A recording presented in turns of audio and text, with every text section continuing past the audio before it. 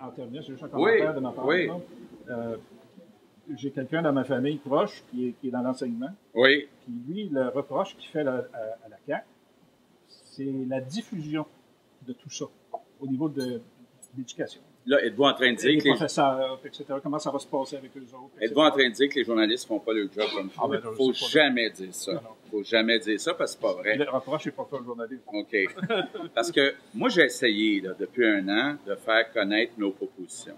Puis, sincèrement, là, nos propositions ont à peu près pas bougé là, dans les secteurs principaux. Mais, pas simple avec une crise étudiante. Dans les médias, depuis 5 mois, on a parlé de vrai un seul sujet, les frais de scolarité à l'université. Moi, je veux bien, là, c'est important, mais c'est aussi important ce qui se passe dans les écoles primaires et secondaires. C'est aussi important de dire qu'est-ce qu'on va faire avec les commissions scolaires. C'est aussi important d'expliquer comment on va donner un médecin de famille à tout le monde. C'est aussi important de dire le plan Nord, là, il marche pas bien, comment on va redresser ça. Donc, il y a d'autres sujets importants, mais j'avoue, là, c'est une de mes frustrations, moi, j'aurais aimé être capable d'avoir plus de Québécois qui connaissent nos propositions. Je dirais que depuis une dizaine de jours, là, depuis le début de la campagne, on fait des pas. Là. Je pense, bon, j'ai essayé aussi depuis un mois d'utiliser Twitter pour rejoindre des personnes, donc essayer de préciser, là, parce que quand on passe aux nouvelles à la télévision, là, on a en moyenne, je pense, une clip de 7 secondes. Donc, expliquer comment on va changer la structure des commissions scolaires pour des centres de services, mettre de l'argent dans les écoles, augmenter le salaire, évaluer. On n'arrive pas dans 7 secondes, ça rentre pas. Là. Donc, mais c'est un défi. Vous avez raison. Là, il y a des gens qui me disent des fois, ça nous prendrait un point et demi, comme dans le temps de René Lévesque, avec un tableau, d'expliquer la dette. Juste la dette, là, votre première préoccupation tantôt. Pour moi, là, c'est tellement grave.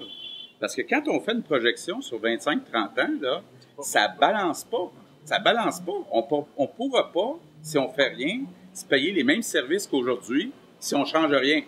À cause du vieillissement, l'impact sur les coûts de la santé, ça balance pas. La dette, l'impact de la dette, les coûts des retraites, les déficits, ça balance pas.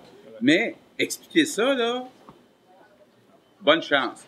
Mais pour moi, là, c'est une grande priorité, la dette. On a un sérieux problème d'équité entre les générations au Québec, puis la plupart des gens s'en rendent pas compte.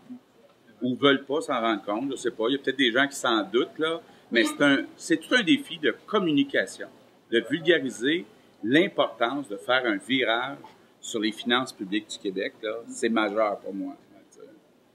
Ben, merci. Hey, c'est moi qui vous remercie. Ben oui, très content, moi aussi. Content de voir quelqu'un de finance. Merci beaucoup. Merci, puis bonne retraite. Mais il me semble que vous êtes jeune pour prendre votre retraite. Un petit retour à un moment donné. Ouais, un petit défi. Ouais. Ben, je vous le souhaite. Merci beaucoup. Bonne fin de journée.